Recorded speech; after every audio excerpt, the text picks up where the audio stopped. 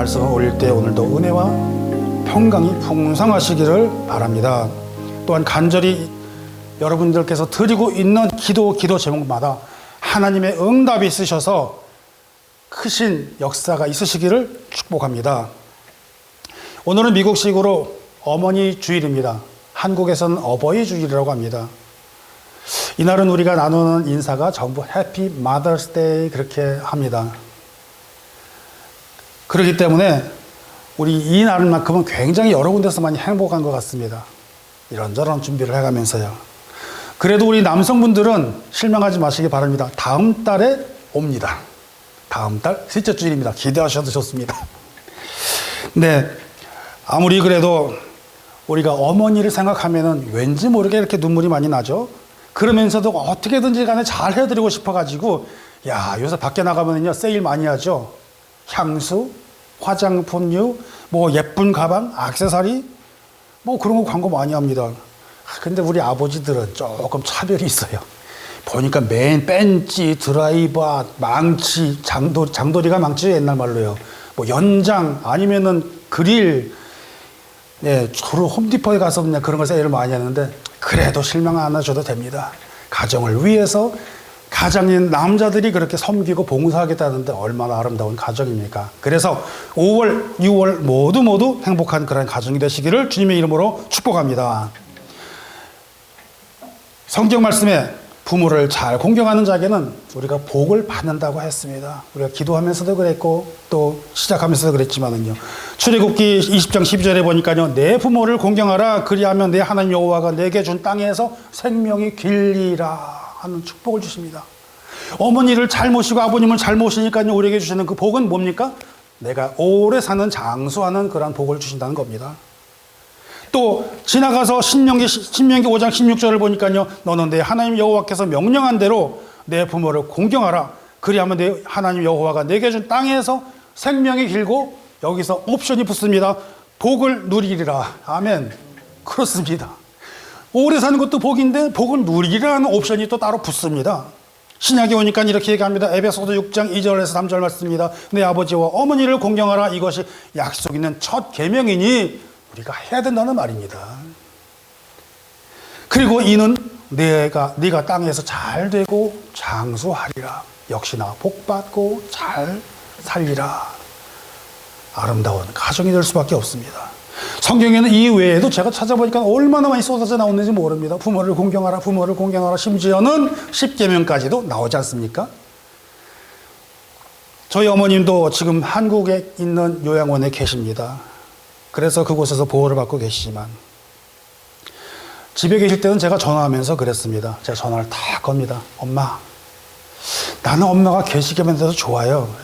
야, 애비야, 나는 그냥 맨날 아파가지고 이러고 그냥 고생 많은데 뭐가 그렇게 좋아? 엄마, 그런 게 아니에요.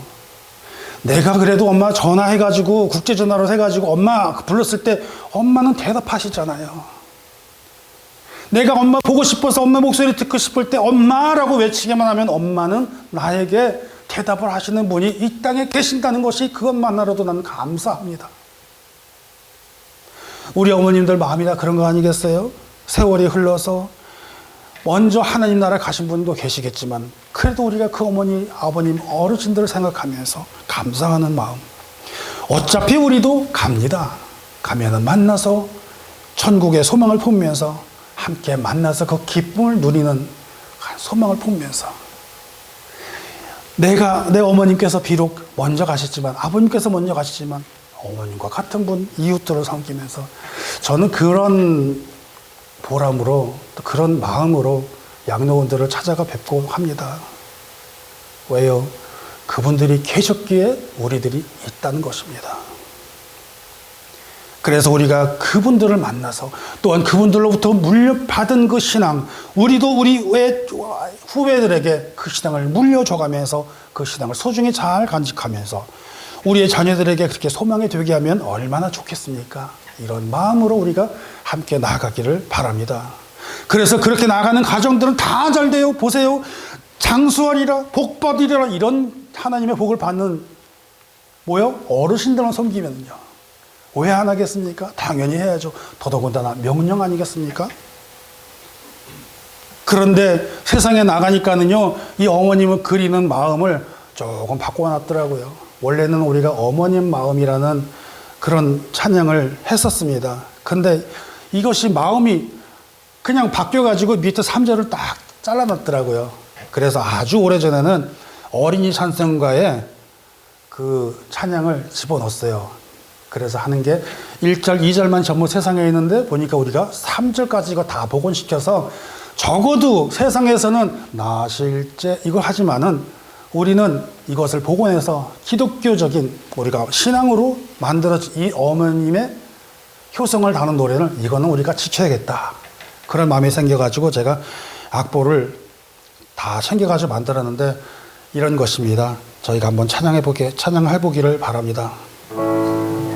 높고 높은 하늘이라 말들 하지만 나는 높은 게 또 하나 있지. 낳으시고 키우시는 어머니 은혜 푸른 하늘 그보다도 높은 것 같아. 같이 해요. 넓고 넓은 바다라고 말들 하지만 나는 넓은 게 또 하나 있지. 사람 되라 이르시는 어머님 은혜 푸른 바다 그보다도 넓은 것 같아. 산이라도 바다라도 따를 수 없는 어머님의 그 사랑 거룩한 사랑 날마다 주님 앞에 감사드리자. 사랑의 어머님을 주신 은혜를. 할렐루야. 이 곡을 찬양을 작사하시고 작곡하신 이 두 분은 전부 다 목사님이 되셨습니다. 그래서 우리가 1년에 한 번밖에 부를 수 없는 이 기회지만은 꼭 한 번씩은 하기를 바라면서 저는 전통적으로 말씀에 기회가 있을 때마다 이걸 항상 해왔습니다. 그래서 그러한 어머니의 사랑을 소중히 간직하며 아름다운 사랑이 넘치는 그렇한 사랑이 가득한 그런 우리 가정이 되기를 축원합니다. 그런데 막상 세상을 살아가다 보면은요, 우리에게 얼마나 어려운 현실들이 닥치는지는 모릅니다.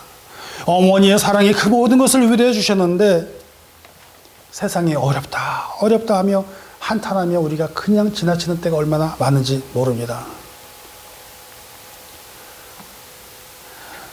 그래서 그 사랑을 우리가 잘 간직하며 위로하며 나아가면 좋겠는데, 어느 날 신학교에서 제가 공부를 하는데 교수님이 그런 얘기를 하세요. 여러분, 요새 세상이 정말 어려운 세상 같습니다. 아니, 얼굴이라도 장엄한 표정으로 얘기하면 좋은데 빙글빙글 아주 재밌게 웃으면서 얘기하시는 거예요. 아, 그래요? 아, 그래도 내가 목사 초기에는 어지간하면 전도서 잘 되고 그랬는데 요새 교회는 보니까 비교적 부흥도 안 되고 성장도 안 되고 참 너무 어렵죠? 그래요. 아이고나, 또 무슨 말씀 하시려나 그러고 있다가 나중에 여러분 목사 돼서 사역하실 때 얼마나 힘드실까 걱정이 됩니다. 이러는 거예요. 그래서 아이 목사님 조금 위로 좀 해주세요. 그랬더니 아무튼 위로합니다. 그래요. 네. 아닌 게 아니라 교회들 요즘 보면은 너무나 어렵고 힘들고 아주 그냥 도처에서 그런 얘기들이 많이 있는데, 하나님 어찌 된 것입니까? 이것이 어떻게 된 것입니까? 정말로 지난 시간보다 지금의 시간이 많이 어렵습니다. 그래서 우리가 신약교 다니면서 제일 많이 부르는 찬송가가 그거 아니에요?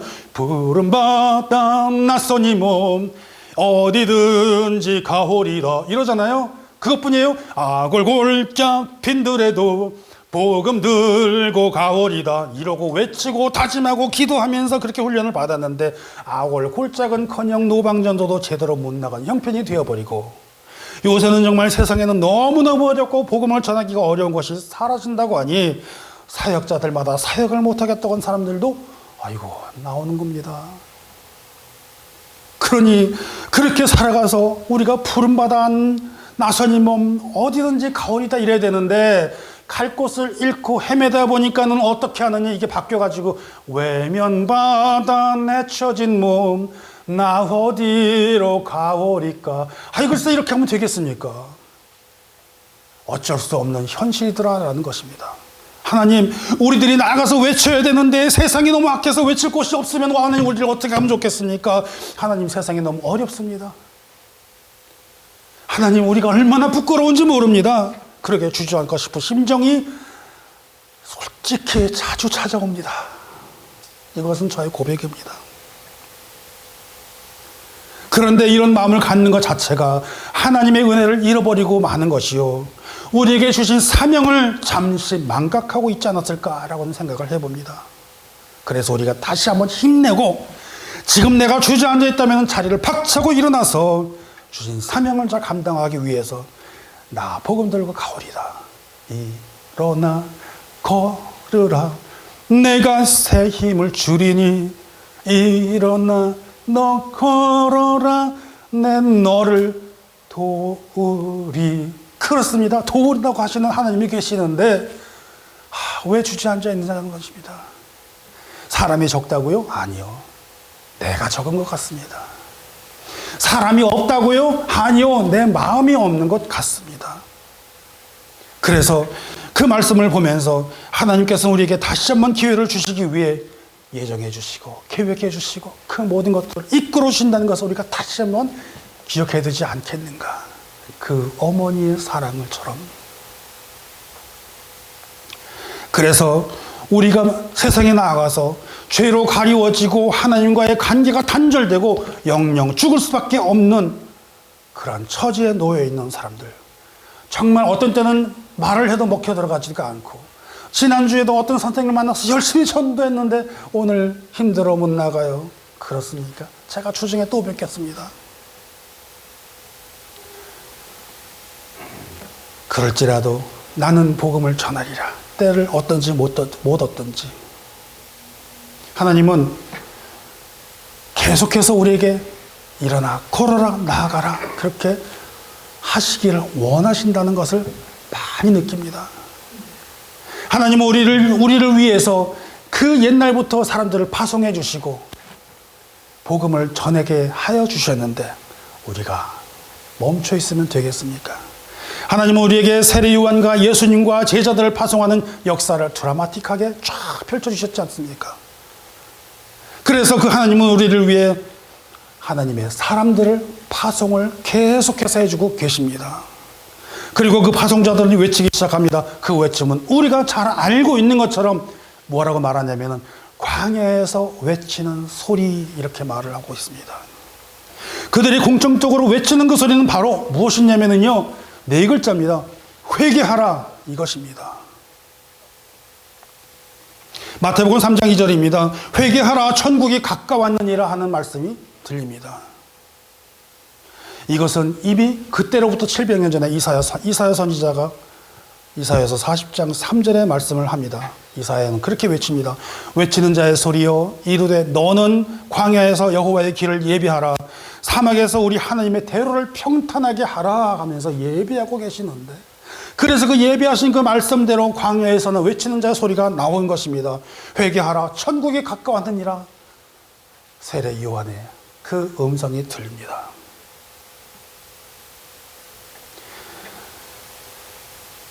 예수님께서 세례 요한에게 세례를 받으셨습니다. 그리고 광야에서 40일 금식을 마치고 3가지 시험을 거치신 다음에 공적인 사역이 시작이 되기 시작합니다. 그리고 광야에서 또다시 외치는 소리가 들립니다. 그때 외치는 말씀 마태복음 4장 17절입니다. 한 글자도 안 틀립니다. 똑같이 합니다. 회개하라, 천국이 가까웠느니라. 맞죠? 아멘. 그렇습니다. 그것이 바로 두 번째 광야에서 외치는 소리가 되는 것입니다. 예수님은 여기에서 그치지 않고 제자들을 양육하고 가르쳐서 보내시면서 짝을 지어 내보냅니다. 그러면서 마가복음 6장 12절 가니까 제자들이 뭐라 그러냐 똑같이 얘기합니다. 회개하라.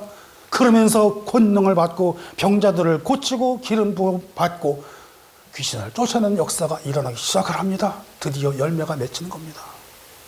사랑하는 예배자 여러분, 그러한 예수 그리스도는 우리에게 회개하고 나를 믿어라. 그래서 너희들을 좀 죽음의 사망에서 건져서 생명의 영생으로 옮겨주려고 하는데 나를 좀 믿어라. 사정하시면서 오늘도 말씀을 통해서 우리에게 전하고 계신다는 것입니다. 요한복음 14장 1절입니다. 너희는 마음에 근심하지 말라. 하나님을 믿으니 또 나를 믿어라. 그렇게 말씀하시면서 애타게 말씀하십니다.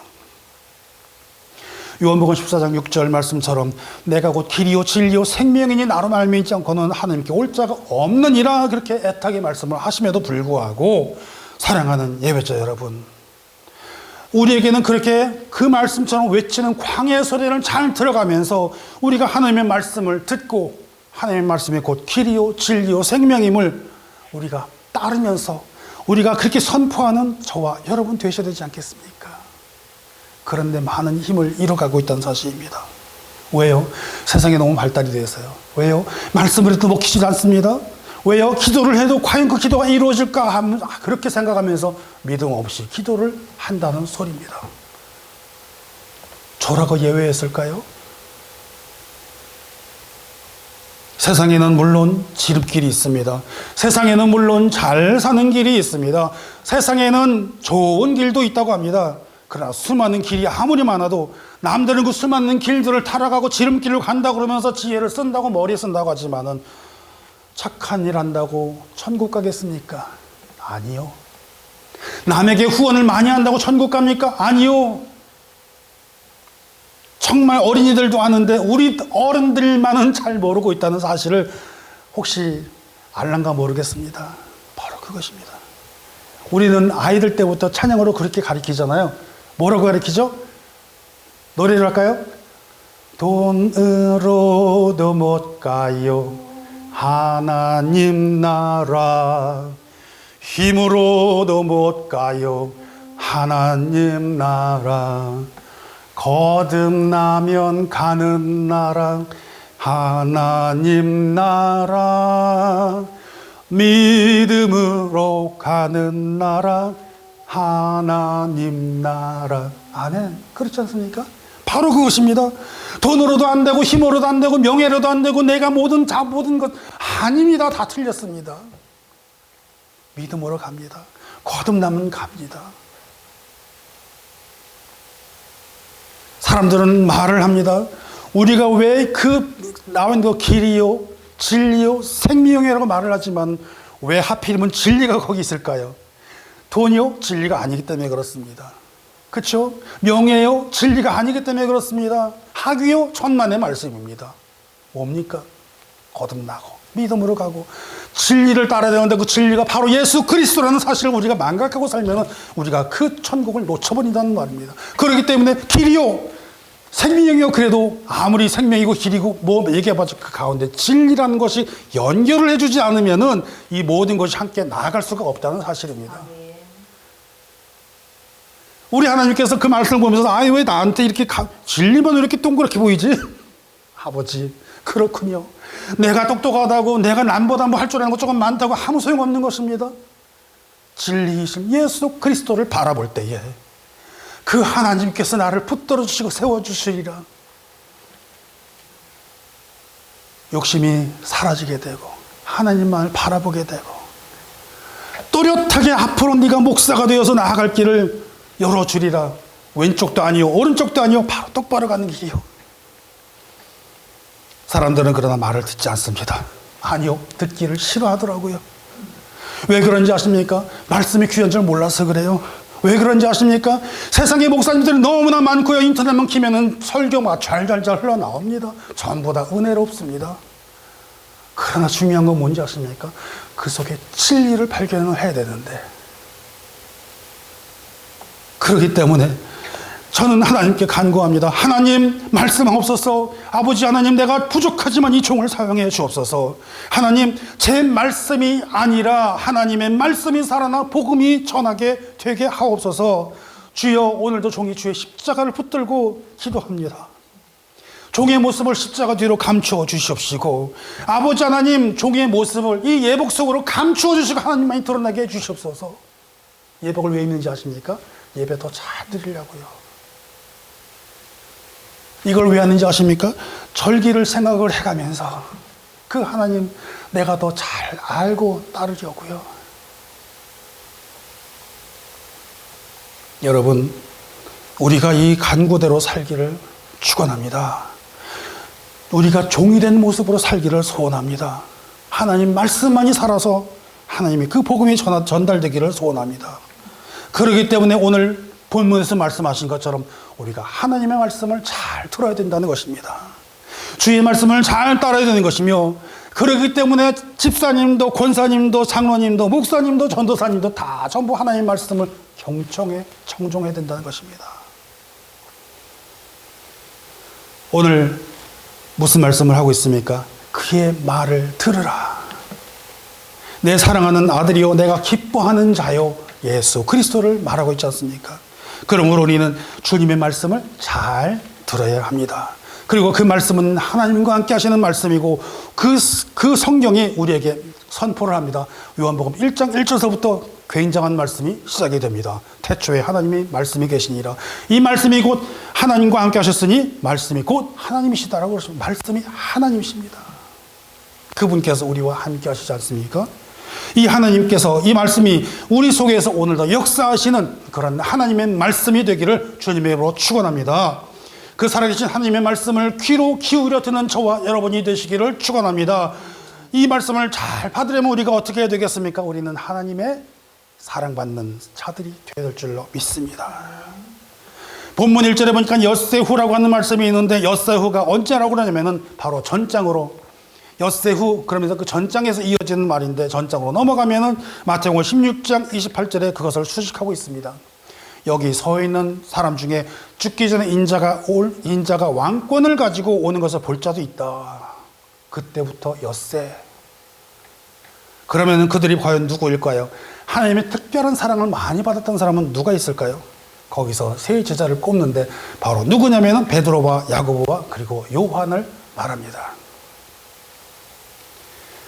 이들은 다른 제자들보다 예수님께서 더욱 많이 사랑하셨다고 알려져 있기도 하고, 그런 제자들처럼 하나님께 특별한 사랑을 받는 모든 예배자님들 되시기를 축원합니다.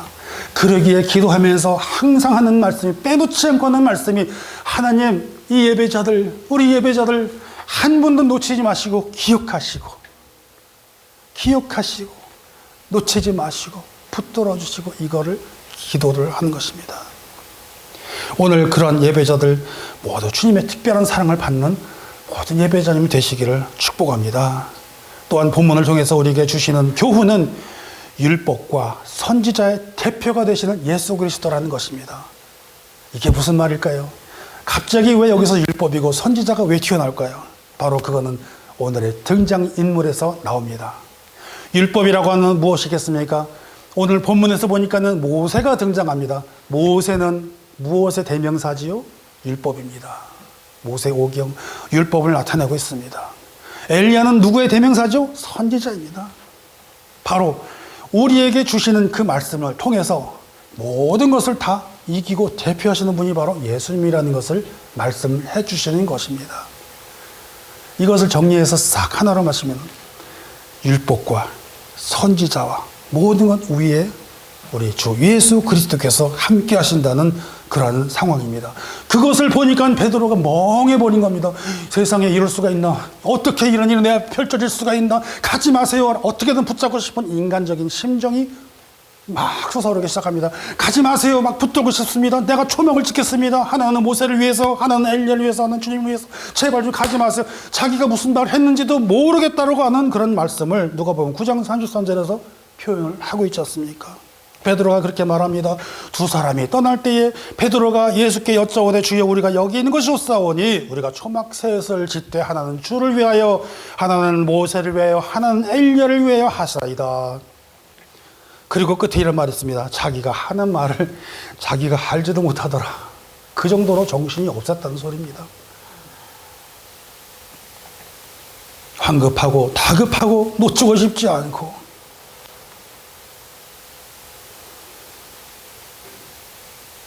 정말이지 우리는 그러한 모습들을 보면서 우리는 어떤 모습을 가져야 될까요? 그런 생각을 합니다.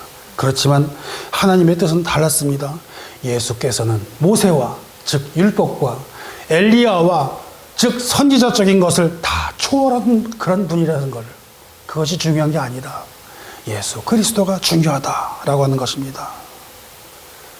선지자를 완성하고 율법을 완성하고 우리는 그 모든 것들을 완성하러 오신 것. 그래서 예수께서 이렇게 말씀하십니다. 내가 율법이나 선지자를 폐하러 온 줄로 생각하지 말라. 폐하러 온 것이 아니요 완전하게 하려 함이라 하면서 마태복음 5장 17절에 그렇게 선포하십니다. 그분이 어떤 분이신가요? 하나님께서 직접 말씀하십니다. 이는 내 사랑하는 아들이요 내가 기뻐하는 자니까 너희는 그의 말을 들으라. 그런데 우리는 누구의 말을 듣습니까? 세상의 말을 듣습니다. 누구의 말을 듣습니까? 돈의 말을 듣습니다. 누구의 말을 듣습니까? 권력에 이끌려가면서 권력의 말을 듣지 않습니까? 그렇기 때문에 우리는 그 하나님의 말씀, 진리를 놓쳐서는 안 된다는 그 사실을 얘기합니다. 혹 다른 종교를 믿는 사람들도 얘기를 합니다. 기독교만이 구원이 있는 게 아니다. 특히 무슬림들은 그런 말 많이 해요. 똑같아. 돌아갈 뿐이지 다른 길일 뿐이지 똑같은 거요? 아니올시다. 전혀 아니올시다. 그렇기 때문에 우리는 셋째로 그분의 말씀에 순종하며 그분의 말씀을 들으라 라고 하는 것을 강조하고 있는 것입니다. 내 사랑하는 자, 내 기뻐하는 자, 즉 예수님을 가리키고 있다고 말씀을 드린 것처럼 그 예수님의 말씀이 곧 하나님의 말씀인데 우리는 율법주의적인 것에 얽매여 가지고 어떻게 살고 있지 않습니까? 아니요. 예수 중심의 믿음이 사람이 되라는 것을 촉구하라는 그런 말씀임을 여러분과 함께 나누기를 바랍니다. 이는 내 사랑하는 아들이요. 그것은 여기서만 있는 것이 아니라 다른 곳에서도 음성이 있습니다. 마태복음 3장 17절입니다. 하늘로부터 소리가 있어 가르되 이는 내 사랑하는 아들이요. 내 기뻐하는 자라. 여기서 한 것만 하는 것이 아니지 않습니까? 그러므로 우리는 다른 사람들의 말로 듣는 게 아니라 우리 주님의 말씀을 듣는 우리들이 되될 줄로 믿습니다. 우리로 하여금 하나님의 음성을 듣게 해주옵소서. 이것이 우리가 기도가 되어야 될 줄로 믿습니다. 그분의 음성을 들으면서 매일같이 찬송하면서 우리가 십자가에 순종하면서 나아가는 저와 여러분 되셔야 될 줄로 믿습니다. 아멘. 내가 매일 십자가 앞에 더 가까이 가오니 구세주의 흘린 보배 피로써 나를 정케 하소서. 주의 음성을 내가 들으니 사랑하는 말일세. 믿는 마음으로 주께 가오니 나를 영접합소서. 아멘이시죠? 그렇습니다. 예배자 여러분, 우리는 하나님의 말씀을 들어야 됩니다. 여러분, 하나님의 음성을 듣기 원하십니까? 아멘. 저는 그렇습니다. 여러분 맞죠? 하나님의 음성 들어야 됩니다. 그러려면 어떻게 해야 되겠습니까? 우리가 하나님의 음성을 듣기 위해서는 우리의 귀와 눈이 하나님을 향해 있어야 된다는 사실입니다. 그렇습니다. 그리고 우리는 귀를 닫아야 되는데 어떤 귀를 닫느냐? 세상을 향한 귀는 닫아야 됩니다.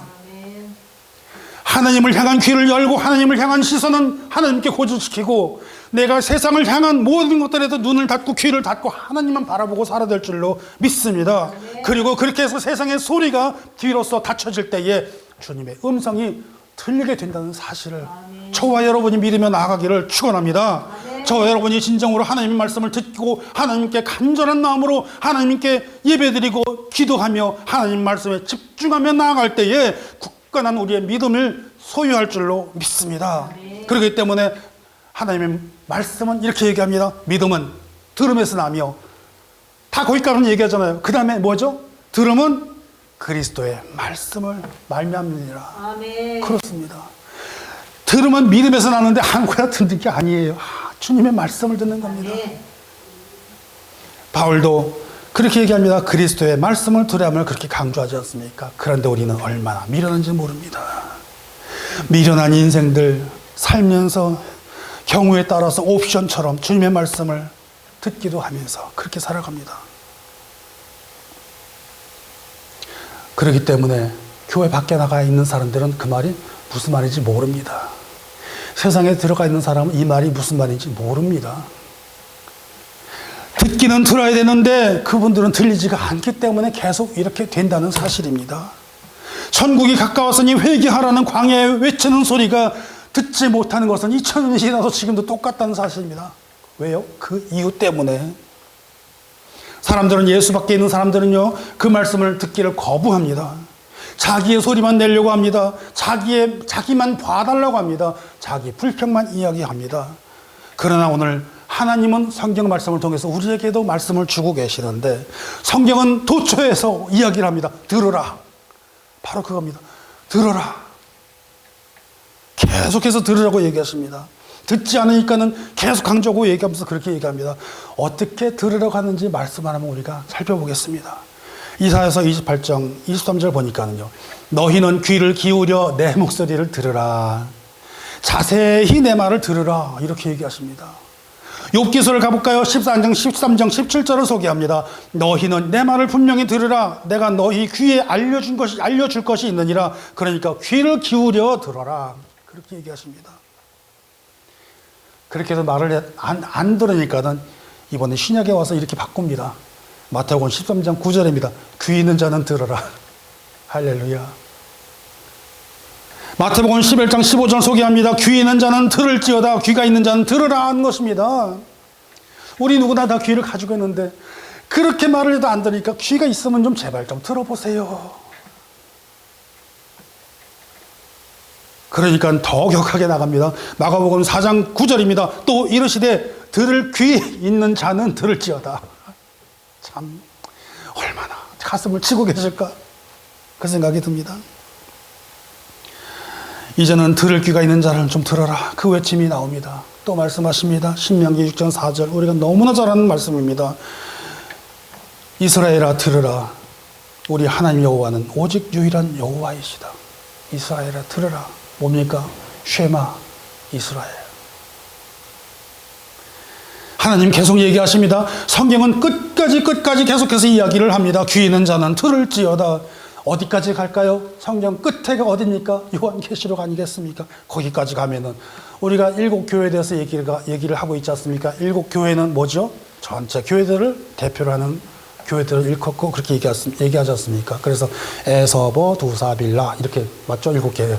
에서버, 두사빌라 이렇게 얘기하지 않습니까? 에베소, 서머나, 버가모, 두아디라, 사대, 빌라델비아라 어디게요?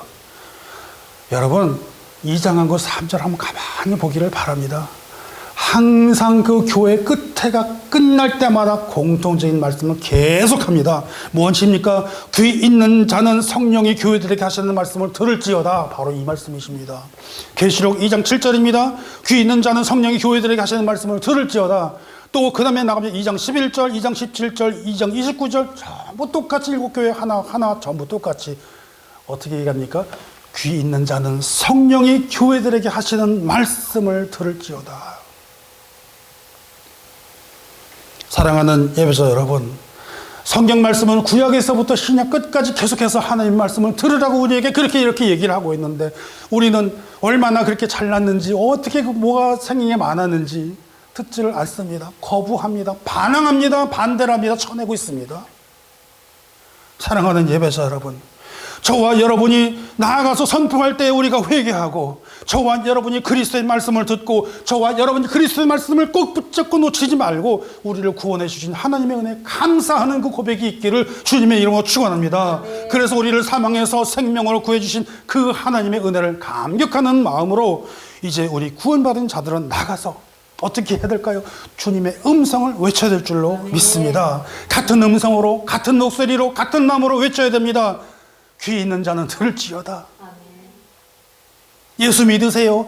예수 믿으시고 당신과 당신 가족 모두가 구원받으시기를 바랍니다. 교회 나가다 중단하셨어요? 걱정하지 마세요. 다시 나가시면 됩니다. 이왕이면 우리 교회로 오십시오. 잘 모시겠습니다.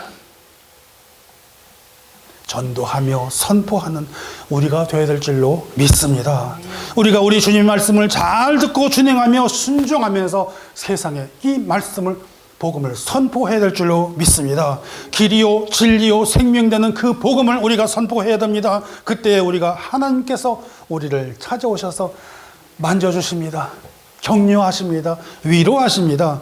착하고 충성된 종들아, 내 사랑하는 자녀들아. 그래서 마태복음 25장 23절 말씀 소개할게요. 주인이 이르되 잘하였도다 착하고 충성된 종아, 내가 적은 일에 충성하였음에 내가 많은 것을 맡기리니 내 주인의 즐거움에 참여할지어다. 아멘. 그렇습니다. 지금 우리가 작을지라도 실망하지 않습니다. 하나님, 작지만은 충성하겠습니다. 내가 역량이 작지만은, 내 그릇이 비록 요 정도밖에 안 되지만 넓혀가고요. 아버지, 여기에 더 충성하였으니 나에게 더 큰 거 맡겨줄 줄 믿습니다. 우리가 그렇게 나아가야 될 줄 믿습니다. 건강이 지금 맞추지 않습니까? 건강도 우리가 회복해 나아가면서 더욱 건강해질 줄로 믿습니다. 그래서 우리가 주님의 말씀을 듣기를 바랍니다. 그래서 그 주님의 말씀을 순종하며 따르고 또 그 주님의 마음을 품고 나아가야 될 줄로 믿습니다. 한 달 내내 계속 예수 그리스도에 대한 말씀만 하고 있습니다. 저는 그렇게 생각합니다. 교회에서, 강단에서 말씀을 전할 때에 예수가 빠지면은 과연 그것이 무슨 은혜의 복음이 되겠습니까? 사랑하는 예배자 여러분, 또 인터넷을 통해서 함께 말씀을 나누는 모든 분들과 함께 저는 그런 말씀을 나누고 싶습니다. 성경 말씀에 하나님 빠지면은 그거는 말씀이 아닙니다. 그냥 종교 철학책입니다. 마찬가지로 복음이 강단에서 선포되는 것이 죽고 빠진다면은 그것은 생명을 잃은 말씀이 될 것입니다. 왜요? 예수 그리스도가 계셔야 되기 때문입니다. 너무나 유명한 말이지만 이 말씀을 나누면서 마치고자 합니다. 그 유명한 말씀은 바로 이 말씀입니다. 그리스도가 없는 가슴은 선교지입니다. 그러나 그리스도가 계신 가슴은 선교사입니다. 우리 같이 한번 해볼까요? 그리스도가 없는 가슴은 선교지입니다. 그리스도가 계신 가슴은 선교사입니다. 아멘. 기도하겠습니다.